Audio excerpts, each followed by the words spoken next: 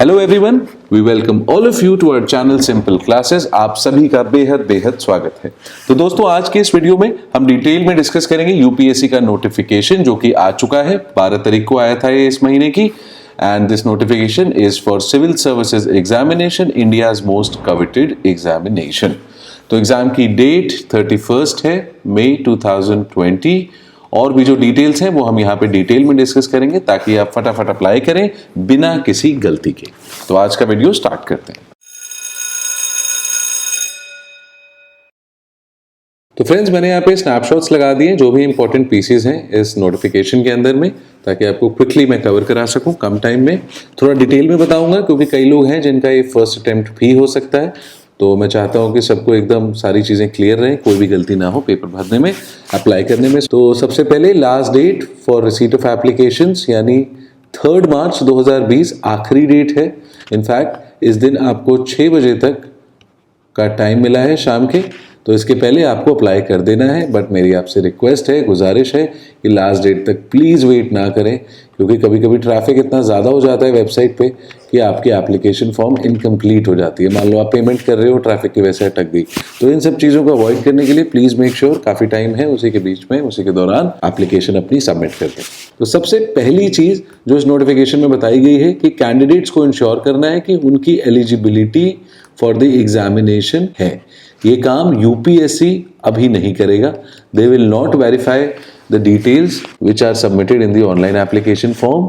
ये करेंगे verify, but कब करेंगे? जब आपका पर्सनालिटी टेस्ट होने वाला होगा। आप मेंस क्वालिफाई कर लेंगे, ठीक है, उसके बाद पर्सनालिटी टेस्ट के पहले ये सारी वेरिफिकेशन करेगा यूपीएससी। इस स्टेज पे वो आप ही से आशा रखता है कि प्लीज मेक श्योर कि आपकी जो भी डिटेल्स हैं जो आप सबमिट कर रहे हैं they are correct and they make you eligible for the examination. तो प्रोविजनली ही subject to conditions, which are those conditions? Eligibility conditions, आपको ये एग्जाम देने दिया जा रहा है प्रीलिम्स का। ठीक है, क्लियर है। तो अगली सूचना जो जरूरी दी हुई है इस नोटिफिकेशन में, कैसे अप्लाई करना है। हमें ऑनलाइन अप्लाई करना है। प्लीज नोट कि ऑफलाइन एप्लीकेशन का कोई मोड नहीं है। आपको सिर्फ और सिर्फ ऑनलाइन ही अप्लाई करना है। और कहाँ जाके अप्लाई करना है? इस वेबसाइट पे जो है upsconline.nic.in। जो भी इंस्ट्रक्शंस आपको देखनी है ब्रीफली वो अपेंडिक्स 2A में दी हुई है। प्लीज याद रखें कि एक फोटो आईडी कार्ड आपको चाहिए होगा, चाहे वो आधार हो, वोटर आईडी कार्ड हो, पैन कार्ड, पासपोर्ट। जरूरी क्या बात है कि it should be issued by the state और द सेंट्रल गवर्नमेंट। तो ये फोटो आईडी कार्ड की डिटेल्स आपको देनी पड़ेंगी और साथ ही अपलोड भी करनी होगी स्कैन कॉपी। तो इन चीजों को आप प्लीज रेडी रखें। अब एक और इम्पॉर्टेंट इन्फॉर्मेशन, कई बार क्या होता है लोग मल्टीपल टाइम्स अप्लाई कर देते हैं। जैसे मान लो पहली बार उन्होंने फॉर्म भरा, उस टाइम पे कोई गलती हो गई तो उन्होंने फिर से एक फॉर्म भर दिया, फिर से अप्लाई कर दिया। तो प्लीज़ कोशिश करें कि ऐसी चीज़ें आपसे ना हो। फर्स्ट अटेम्प्ट में ही आप सोच समझ के सारे इंस्ट्रक्शंस पढ़ के डिटेल्स ध्यान से भरें। लेकिन अगर किसी कारणवश ये हो भी जाता है, मल्टीपल एप्लीकेशंस आप फाइल कर देते हैं, सबमिट कर देते हैं, then make sure that the last application जो भी आपने सबसे लास्ट में भरी है दैट इज एब्सोल्युटली कंप्लीट, उसमें सारी डिटेल्स हैं। एंड सेकेंडली उसकी फीस भी आपने सबमिट कर दी है, ठीक है, वो सेपरेट होता है। आप ये मत सोचना है कि मान लो फर्स्ट अटेम्प्ट में फर्स्ट एप्लीकेशन भरी, उसमें आपने मान लो 100 रुपये जमा कर दिए तो थर्ड एप्लीकेशन तक वो 100 रुपये इसमें एडजस्ट हो जाएंगे, ऐसा कुछ नहीं हो। तो make sure you don't do this mistake. ध्यान से पेपर भरें, कोशिश करें कि पहले ही एप्लीकेशन आपकी पूरी सही हो। बट अगर किसी रीजन से ऐसा नहीं भी होता है तो देखो यूपीएससी लास्ट एप्लीकेशन कंसिडर करेगी। यहाँ पे लिखा भी हुआ है हायर आरआईडी, आरआईडी यानी रजिस्ट्रेशन आईडी। तो हायर आरआईडी सबसे ज्यादा किसकी होगी? जो लास्ट एप्लीकेशन होगी। तो लास्ट एप्लीकेशन जो भी आप भरें, पहली, दूसरी, तीसरी, उसमें मेक श्योर कि सारी डिटेल्स ठीक हो और उसकी फीस आपने जमा की हो। दोस्तों, सबसे जरूरी बात, 3 मार्च 2020 आपकी लास्ट डेट है एप्लीकेशन फॉर्म को सबमिट करने की। आपको शाम 6 बजे तक का टाइम मिला है, लेकिन आप प्लीज अवॉइड करें लास्ट डेट तक अप्लाई करना। काफी टाइम है। आप सारी इन्फॉर्मेशन देख के, पूरा वीडियो आज का समझ के, आप उसके बाद एक नोटिफिकेशन की रीडिंग करें और उसके बाद जल्द से जल्द उसको अप्लाई करें। लास्ट डेट तक वेट मत करना। कई बार बहुत छोटी छोटी चीजें हो जाती हैं, जैसे मान लो ट्रैफिक बहुत ज्यादा है साइट पे, आप पेमेंट कर रहे हो, वो अटक गया, तो इस तरह के इश्यूज की वजह से आपको प्रॉब्लम फेस करनी पड़ सकती है। नेक्स्ट, ई एडमिट कार्ड कार्ड इशू किया जाएगा। एप्लीकेशन जो हमने देखी वो सिर्फ ऑनलाइन है, ठीक है, और जो एडमिट कार्ड भी आपको मिलेगा एग्जाम में एंट्री के लिए वो भी ऑनलाइन ही इशू किया जाएगा। तो आपको कुछ नहीं करना, ये वेबसाइट पे जाके डाउनलोड लिंक जो है वो एक्टिवेट हो जाएगा। यूजुअली करीब 3 हफ्ते prior to the examination date, जो कि इस बार 31 मई 2020 है, उसके करीब 3 हफ्ते पहले आपको टेंटेटिवली ये लिंक आपकी साइट पे मिल जाएगा। वहां से जाके सिंपली आपको डाउनलोड करना है, प्रिंट आउट लेके चला जाना है, ठीक है। दोस्तों नोटिफिकेशन में जो अगली इंफॉर्मेशन दी है वो सर्विसेज और पोस्ट की लिस्ट दी हुई है आपको, जो आप अचीव करोगे आपको मिलेंगी once you clear this examination. तो ये तमाम सर्विसेज की लिस्ट है। टॉप पे 3 है most coveted ones, IAS Indian administrative services, IFS Indian foreign services and Indian police services. ये बाकी भी सर्विसेज दी हुई है यहाँ पे। अच्छा, यहाँ पे एक और चीज नोट कर लो, ये भी कुछ दिनों पहले IRMS यानी कि इंडियन रेलवे मैनेजमेंट सर्विसेज की जो सीट्स हैं, वैकेंसीज हैं, वो एक सेपरेट एग्जाम से UPSC फिल करेगा, लेकिन इस साल ऐसा नहीं हुआ है। तो जो भी इस बार पोस्ट निकली है विच इज 796, ये जो रेलवे की वैकेंसीज हैं वो इसमें इंक्लूडेड है। इसका एक और मतलब है कि अगले साल ये नंबर और कम होगा ही। क्यों? क्योंकि रेलवे की सीट सेपरेटली भरी जाएंगी इंडियन रेलवे मैनेजमेंट सर्विसेज की बाय UPSC, अलग से एक एग्जाम कंडक्ट कराएगा। तो ये भी एक इंसेंटिव है आपके लिए कि इस बार आप अपना पूरा 100% दें। मेक श्योर कि आपकी स्ट्रैटेजी फाइन ट्यून्ड हो, बार बार रिवीजन करें। और मैं बार बार अपने स्टूडेंट्स को जो कहता हूँ, सोर्सेज आप लिमिटेड रखें लेकिन रिवीजन उसको बार बार करें। बहुत ज्यादा सोर्सेज बढ़ाओगे इधर उधर के सुन के तो एंड में कवरेज नहीं हो पाएगा। तो ये सारे सेंटर्स जो हैं यहाँ पे इन्होंने दिए हैं प्रीलिम्स के लिए, ठीक है। UPSC जाना जाता है बहुत ही प्रोफेशनल तरीके से एग्जाम कंडक्ट कराता है, तो इनके सेंटर्स ज्यादा भी होते हैं और अच्छे से डिस्ट्रीब्यूटेड भी होते हैं।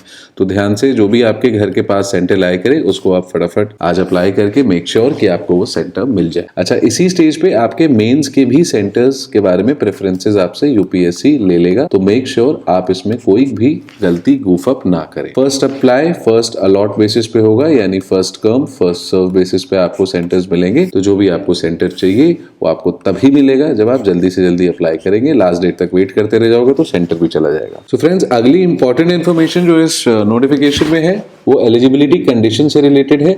ऑल्दो UPSC अभी वेरीफाई नहीं करेगा, वो कब वेरीफाई करता है? पर्सनालिटी टेस्ट के ठीक पहले, ठीक है। लेकिन इस टाइम पे जब आप प्रीलिम्स के लिए अप्लाई कर रहे हैं तो आपसे आशा करता है कि आप एलिजिबिलिटी कंडीशंस क्राइटेरिया को चेक करके मेक श्योर कि आपका कैंडिडेचर वैलिड है। सबसे पहले है नेशनैलिटी। तो देखो, अब IAS और IPS के लिए इंडियन सिटीजन होना अनिवार्य है। जो बाकी की दूसरी सर्विसेज हैं उसमें रिलैक्सेशन है, जैसे कि आप सब्जेक्ट ऑफ नेपाल भी हो सकते हैं, या सब्जेक्ट ऑफ भूटान, या एक तिब्बतन रिफ्यूजी, या एक ऐसे इंसान जो इंडियन ओरिजिन का तो है लेकिन बाहर किसी कंट्री से माइग्रेट हुआ है और for the purpose of settlement migrate हुआ है। ये कंट्रीज कौन कौन से हैं? Pakistan, Burma, Sri Lanka, East African countries of Kenya, Uganda, United Republic of Tanzania, Zambia, Malawi, Zaire, Ethiopia and Vietnam. तो इन कंट्रीज से अगर आप माइग्रेट हुए हैं, लेकिन आप माइग्रेट हुए हैं for the purpose of settling in India, तो भी आपको अलाउड है इस एग्जाम को देना। एंड साथ ही प्रोवाइडेड दैट अ कैंडिडेट जो इन कैटेगरीज को बिलोंग करता है उसको गवर्नमेंट ऑफ इंडिया ने एक सर्टिफिकेट ऑफ एलिजिबिलिटी दिया हो। तो ये जो है नेशनैलिटी के रिगार्डिंग आपकी एलिजिबिलिटी क्राइटेरियाज हैं। Next is age limit. अब बहुत ही इंपॉर्टेंट है, a candidate must have attend the age of 21 years, यानी जो मिनिमम एज है वो है 21 ईयर्स, ठीक है, ये एग्जाम लिखने के लिए, इन सर्विसेज को ज्वाइन करने के लिए। और जो मैक्सिमम एज है वो है 32 ईयर्स, यानी कि आपकी इन दोनों के बीच में एज लाई करनी चाहिए। अब ये कैलकुलेट किस रेफरेंस पॉइंट से कर रहे हैं? 1 अगस्त 2020, यानी इस डेट को आपकी उम्र, आपकी एज 21 से ज्यादा और 32 से कम होनी चाहिए। दूसरे शब्दों में 2 अगस्त 1988 और जो मैक्सिमम होगा 1 अगस्त 1999, आपका जो डेट ऑफ बर्थ है वो इसके बीच में लाई करना चाहिए टू बी एलिजिबल, ठीक है। तो ये हो गई एज लिमिट। कुछ रिलैक्सेशंस हैं डिपेंडिंग आप किस कैटेगरी को बिलोंग कर रहे हैं एज अ कैंडिडेट। अगर कोई शेड्यूल्ड कास्ट है, शेड्यूल्ड ट्राइब है, तो उसको 5 साल का रिलैक्सेशन है। जो OBCs हैं उनको 3 साल का रिलैक्सेशन है। तो इस तरीके से कुछ रिलैक्सेशंस भी दिए हुए हैं डिपेंडिंग ऑन आप किस कैटेगरी से ये फॉर्म फिल कर रहे हैं एज अ कैंडिडेट। आप उसको चेक करके अकॉर्डिंगली डिटेल्स भरें। अब आते हैं मिनिमम एजुकेशनल क्वालिफिकेशन के लिए। अब देखो, जो प्रीलिम्स एग्जाम होता है वो दो पर्पस के लिए है। एक तो आपका सिविल सर्विसेज जिसके अंदर में IAS, IPS, IFS, group A, group B post भरी जाती है, और दूसरा है इंडियन फॉरेस्ट सर्विसेज, उसके लिए भी होता है, कॉमन होता है दोनों एग्जाम। ठीक है, अब दोनों का क्योंकि नेचर अलग अलग है, इनकी जो बेसिक क्वालिफिकेशन है in terms of educational qualification वो भी डिफरेंट है। IAS, civil services, IPS, IFS इन तमाम एग्जाम के लिए आपको सिर्फ एक बैचलर डिग्री चाहिए। वो किसी भी स्ट्रीम में हो सकता है, कोई भी सब्जेक्ट आप लेके कंप्लीट कर सकते हैं जब आपको सिविल सर्विसेज के लिए स्पेसिफिकली अप्लाई करना है। अगर लेकिन आप इंडियन फॉरेस्ट सर्विसेज में भी इंटरेस्टेड हैं तो आपकी बैचलर में कुछ स्पेसिफिक सब्जेक्ट्स की लिस्ट दी हुई है, इस नोटिफिकेशन में आपको मिल जाएगी, जैसे कि botany, zoology, maths, statistics, animal husbandry. ये सब्जेक्ट्स आपकी ग्रेजुएशन में होना मैंडेटरी है, जरूरी है। तो ये प्लीज आप चेक कर लीजिए। अगर ऐसा है, कॉमन एग्जाम के ही थ्रू आप दोनों में अप्लाई कर पाएंगे, अदरवाइज सिर्फ सिविल सर्विसेज के लिए ही अप्लाई कर पाएंगे। प्लीज रिमेंबर दिस इंफॉर्मेशन, काफी जरूरी है। एंड मोस्ट इंपॉर्टेंटली, जिस भी यूनिवर्सिटी से आप हो वो university under section 3 of university grants commission act 1956 में एस्टैब्लिश्ड होनी चाहिए। नेक्स्ट इंपॉर्टेंट इंफॉर्मेशन है नंबर ऑफ अटेम्प्ट्स को लेके। तो यूपीएससी आपको 6 अटेम्प्ट्स परमिट करता है ये एग्जाम लेने के। यहाँ पे ये प्लीज समझ लो कि मान लो आपने एक प्रीलिम्स लिखा, अनफॉर्चुनेटली आपका सिलेक्शन नहीं हुआ, तो वो एक अटेम्प्ट काउंट होगा। आपने प्रीलिम्स क्लियर किया, उसके बाद मेंस लिखा, लेकिन आपकी कॉल नहीं आ पाई, तो वो भी एक अटेम्प्ट काउंट होगा। और अगर आपने मान लीजिए इंटरव्यू अटेंड कर लिया है, पर्सनालिटी स्टेज तक आप जा चुके हैं, लेकिन अनफॉर्चुनेटली आपका सिलेक्शन नहीं हुआ, तो वो भी एक सिंगल अटेम्प्ट काउंट होगा। तो इस तरीके से आप 6 अटेम्प्ट्स जो हैं इन टोटल दे सकते हैं to get selected in this exam. Alright, अब फीस पे आते हैं। तो यूपीएससी आपको मात्र 100 रुपए में IAS बना सकता है। तो आप इमेजिन कर सकते हैं कितना कमाल का ROI है। ऐसा ROI आपको कहीं और नहीं मिलेगा। ऑलराइट, तो फिर 100 रुपए जो है आपकी फीस है। कुछ कैटेगरीज एग्जेम्प्टेड हैं, जैसे कि female, SC, ST and persons with benchmark disability. तो इन लोगों को फीस देने की कोई रिक्वायरमेंट नहीं है। बहुत ही अच्छी फैसिलिटी है जो यूपीएससी आपको प्रोवाइड करता है। पेमेंट आप ऑनलाइन अप्लाई कर रहे हैं, वहीं पे आपको लिंक मिल जाएगा ऑनलाइन नेट बैंकिंग या फिर क्रेडिट कार्ड, डेबिट कार्ड, इन सब के थ्रू पेमेंट करने का। तो बहुत ही कन्वीनियंटली आप ये पेमेंट कर सकते हैं। अगर आपको कैश में करना है तो SBI ब्रांचेस में आप जाके वो भी कर सकते हैं, नॉट अ प्रॉब्लम। तो ये हो गई फीस की बात। अब आते हैं फैसिलिटेशन काउंटर पे। वैसे तो हमने यहाँ पे सब कुछ आपको समझाया है, कोशिश की है कि आपको दिमाग में कोई डाउट ना रहे, लेकिन अगर फिर भी आपको किसी भी चीज को लेके आपको गाइडेंस चाहिए तो आप यूपीएससी फैसिलिटेशन काउंटर जो near gate C of its campus, जो यूपीएससी कैंपस है उसमें एक गेट C है, उसके पास आप जाके इस काउंटर पे इन पर्सन आप गाइडेंस प्राप्त कर सकते हैं, और फोन आप कर सकते हैं इन दिए गए नंबरों पे। बट मेक श्योर जो भी आप कम्युनिकेशन करें उनमें सारी चीजें इंक्लूडेड हो। Name and year of the examination, आपकी जो रजिस्ट्रेशन ID है जो जब आप अप्लाई करेंगे तो इशू होगी आपको, रोल नंबर अगर आपका आ चुका है, नेम ऑफ द कैंडिडेट पूरे ब्लॉक लेटर्स में, और पूरा पोस्टल एड्रेस। ये सारी चीजें make sure they are part of every communication with UPSC, तभी वो आपको रिस्पॉन्ड कर पाएंगे अप्रोप्रिएटली। तो दोस्तों, एप्लीकेशन सबमिट के पॉइंट ऑफ व्यू से सारी इंफॉर्मेशन हमने यहाँ डिस्कस कर ली है। अब नोटिफिकेशन बात कर रहे हैं प्रीलिम्स एग्जामिनेशन और जो स्ट्रक्चर होता है उन चीज़ों के बारे में। तो मैं यहाँ आपको ब्रीफ में समझा देता हूँ, स्पेशली उन लोगों को जो पहली बार अप्लाई कर रहे हैं या अपने ग्रेजुएशन के लास्ट ईयर में अप्लाई करेंगे। तो सिविल सर्विसेज एग्जामिनेशन जो है उसमें 3 स्टेजेस होते हैं। ठीक है, there are 3 stages in total. एक एक स्टेज को आप क्रॉस करके अगले पे पहुंचते हैं। सबसे पहले होता है आपका प्रिलिमिनरी एग्जामिनेशन, जिसको हम प्रीलिम्स बोलते हैं। Next is your mains examination and last is your personality test. Now अब जो प्रीलिम्स होता है ये आपके ऑब्जेक्टिव नेचर का होता है। मेंस जो है आपका रिटन एग्जाम होता है, सब्जेक्टिव एग्जाम होता है, और पर्सनालिटी टेस्ट जैसा कि नाम से पता चल रहा है ये एक इंटरैक्शन होता है बोर्ड मेंबर्स के साथ यूपीएससी के। तो ये 3 एग्जाम्स होते हैं आपको जो एक एक करके क्लियर करने होते हैं। जब आप पर्सनालिटी टेस्ट क्लियर कर लेते हैं तो फाइनली आपको आपकी ऑर्डर ऑफ मेरिट के हिसाब से सर्विस और कैडर एलोकेशन हो जाता है। तो प्रीलिम एग्जाम में जो सिलेबस होता है वो भी यहाँ पे उन्होंने नोटिफिकेशन के अंदर में दिया हुआ है, इसको ध्यान से पढ़ें। इसमें 2 पेपर होते हैं प्रीलिम एग्जामिनेशन के अंदर, फर्दर पेपर 1 और पेपर 2। दोनों जो है 200-200 नंबर के होते हैं। टोटल आपका 400 नंबर का प्रीलिम्स होता है। जो पेपर 2 होता है, लेकिन this particular exam is only qualifying in nature. तो अगर आप इस पेपर में कितने भी नंबर ले आओ, आप सिर्फ मात्र क्वालिफाई होगे, वो मार्क्स आपकी मेरिट के लिए काउंट नहीं किए जाएंगे। जो पेपर 1 होता है उसी के आधार पे मेरिट बनती है। अब क्वालिफाइंग में क्या पूछा जाता है? क्वालिफाइंग होता है आपका बेसिकली सीसैट का एग्जाम, जो एक एप्टीट्यूड का एग्जाम होता है, और पेपर 1 में आपकी सब्जेक्ट की ऑब्जेक्टिव नॉलेज जो है वो पूरी टेस्ट की जाती है। यहाँ पे आपके सिलेबस भी इन्होंने दिया हुआ है, इसको ध्यान से पढ़ें। Current events of national and international importance, history of India, Indian polity, geography, economics, science and technology, environment, general science, ये तमाम टॉपिक के ऊपर कहीं से भी यूपीएससी आपको टेस्ट करता है। जो पेपर 2 है उसमें comprehension, interpersonal skills, logical reasoning के क्वेश्चंस, क्वांटिटेटिव एबिलिटी के क्वेश्चंस, इस तरह की चीजें जो है सीसैट में पूछी जाती हैं। दोनों ही पेपर इंपॉर्टेंट है, क्योंकि सीसैट क्लियर नहीं हुआ तो आप इसमें कुछ भी ले आओ नंबर, 200 में से 190 भी आ जाए, किसी काम के नहीं। तो ये स्ट्रक्चर होता है प्रीलिम्स। एक और जरूरी बात, जो आपका क्वालिफाइंग पेपर होता है उसके अंदर में आपको जो क्वालिफाइंग मार्क्स होते हैं 33% नंबर आपको लेके आने पड़ते हैं क्वालिफाई होने। ठीक है, 33 से कम अगर मार्क्स हैं आपके तो आप क्वालिफाई नहीं होंगे और आप मेंस के स्टेज तक नहीं पहुंच सकते। दोस्तों, प्रीलिम्स करने के बाद आप एलिजिबल होते हैं, क्लियर करने के बाद मेंस एग्जामिनेशन को अटेम्प्ट करने के लिए। मेंस एग्जामिनेशन में कुछ क्वालिफाइंग पेपर्स होते हैं और कुछ पेपर्स होते हैं जो कंपलसरी होते हैं, जिसके बेसिस पे मेरिट तैयार की जाती है। तो जो क्वालिफाइंग पेपर्स होते हैं वो होते हैं पेपर ए और पेपर बी। पेपर बी में आपको कंपलसरीली इंग्लिश में एक पेपर लिखना होता है और उसको क्वालिफाई करना होता है। पेपर ए के अंदर में जो लैंग्वेजेस, इंडियन लैंग्वेजेस हैं, उनमें से कोई भी आप एक लैंग्वेज सेलेक्ट करके इस एग्जाम को अटेम्प्ट कर सकते हैं। ये सारी लैंग्वेजेस इसी नोटिफिकेशन में दी हुई है। नोटिफिकेशन डिस्क्रिप्शन बॉक्स में आपको मिल जाएगा, वहां जाके आप डिटेल में इसको अच्छे से देख सकते हैं। जो कंपलसरी पेपर्स होते हैं जिनके बेसिस पे मेरिट तैयार की जाती है, वो पेपर होते हैं पेपर 1 पहला, जो एक एसे का पेपर होता है। इसमें आपको अब 2 एसेज अटेम्प्ट करने होते हैं। आपको टॉपिक्स दिए हुए होते हैं, उसमें से दिए गए टॉपिक्स में से आपको किन्हीं भी 2 पे ऐसे लिखना होता है, और इस पेपर का जो टोटल मार्क्स आता है वो 250 होता है।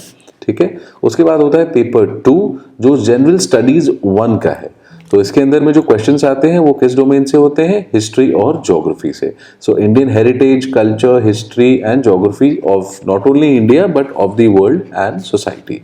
तो ये काफी इंपॉर्टेंट पेपर है, 250 मार्क्स का रहता है। ठीक है, पेपर 3 होता है जनरल स्टडीज 2, जिसके अंदर में आपके इंडियन पॉलिटी और इंटरनेशनल रिलेशंस के ऊपर क्वेश्चंस देखने को मिलते हैं। ये भी एक 250 मार्क्स का पेपर है। पेपर 4 जनरल स्टडी 3, इसके अंदर में साइंस एंड टेक्नोलॉजी और economics along with security and disaster management. ठीक है, एनवायरमेंट के ऊपर काफी ज्यादा क्वेश्चंस रिसेंट ट्रेंड में हमें देखने को मिले हैं। ये पेपर भी 250 मार्क्स का होता है। अच्छा, ध्यान रहे, ये सारे सब्जेक्टिव पेपर्स हैं। ठीक है, इनके ऊपर आपको क्वेश्चंस मिलेंगे जिनको आपको दिए गए वर्ड लिमिट के हिसाब से अटेम्प्ट करना है। ठीक है, लिमिटेड स्पेस होती है, आप मार्केट में जाएंगे, वहाँ पे आपको इनफैक्ट प्रैक्टिस करने के लिए भी आंसर शीट्स यूपीएससी फॉर्मेट की मिल जाएंगी, एंड आई रिकमेंड कि आप उन पे ही प्रैक्टिस करें। ठीक है, अब पेपर 5 होता है general studies 4, ethics, integrity and aptitude के ऊपर, 250 मार्क्स का। इसमें केस स्टडी बेस्ड क्वेश्चंस भी देखने को मिलते हैं, जो आपको अच्छे से प्रैक्टिस कर लेने चाहिए टाइम रहते। पेपर 6 एंड पेपर 7, ये दोनों जो पेपर्स हैं ये ऑप्शनल सब्जेक्ट्स के ऊपर होते हैं। तो ये जितने पेपर्स हैं अब तक हमने देखे, दीज आर ऑल कॉमन। ठीक है, फॉर एवरीवन। तो सारे लोग, ये जितने भी कैंडिडेट्स हैं, ये पेपर वो अटेम्प्ट करेंगे। फिर वो एक ऑप्शनल सब्जेक्ट चूज कर सकते हैं अपनी मर्जी से, जिसको वो तैयार करके इस एग्जाम को क्लियर कर सकें। और इसी नोटिफिकेशन में ही इनफैक्ट ये पूरी की पूरी लिस्ट दी हुई है। ठीक है, इनमें से पहले तो इनफैक्ट आपको 2 सब्जेक्ट्स लेने पड़ते थे। ठीक है, और दोनों के ऊपर अलग अलग पेपर होते थे। अब थोड़ी रियायत है इस मामले में, अब आपको सिर्फ एक ऑप्शनल सब्जेक्ट जो है वो चूज करना है, जो कि आप आराम से दिए गए टाइम में आप सिलेक्ट करके पेपर क्लियर कर सकते हैं। ठीक है, क्लियर है? अच्छा, ऑप्शनल सब्जेक्ट्स प्लीज बहुत ध्यान से चुने, दोस्तों की ना सुने, पॉपुलर ओपिनियन जानने की कोशिश ना करें। जिस सब्जेक्ट में आपका एप्टीट्यूड नेचुरली फिट बैठता है उसी सब्जेक्ट को ऑप्शनल सब्जेक्ट चूज करें, क्योंकि आने वाले टाइम में you have to study this subject for a very long time. ऐसा नहीं है ना कि जैसे कल पेपर है आज पढ़ के निकाल दिया, तो आपको लंबे अरसे तक ऑलमोस्ट 6-7 महीने तक इस सब्जेक्ट के साथ बिताना है। तो बहुत ध्यान से सुने, जो सब्जेक्ट आपको पसंद है, जो चीज़ें आपको अच्छी लगती हैं पढ़ने में, उससे रिलेटेड चीज़ें करें। या फिर अगर आपने अंडर ग्रेजुएशन में कोई सब्जेक्ट किया हुआ है, जैसे कि मान लीजिए मैथ्स है, आपने मैथ्स पढ़ी है and you strong in maths, तो फिर आप इसको लेकर तैयार कर सकते हैं।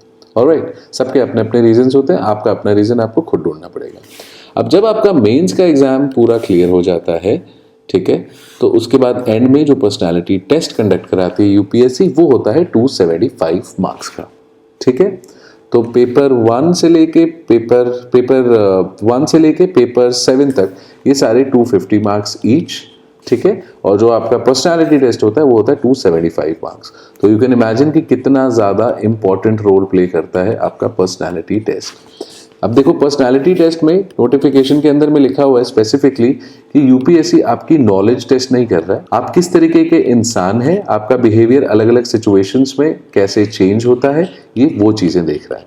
तो personality test is a very very important part of this entire selection process. जितना इनफैक्ट इंपॉर्टेंट ऑप्शनल सेलेक्ट करना है, उतना ही इंपॉर्टेंट या कुछ मायनों में उससे ज़्यादा इंपॉर्टेंट पर्सनालिटी टेस्ट के लिए प्रिपेयर करना है।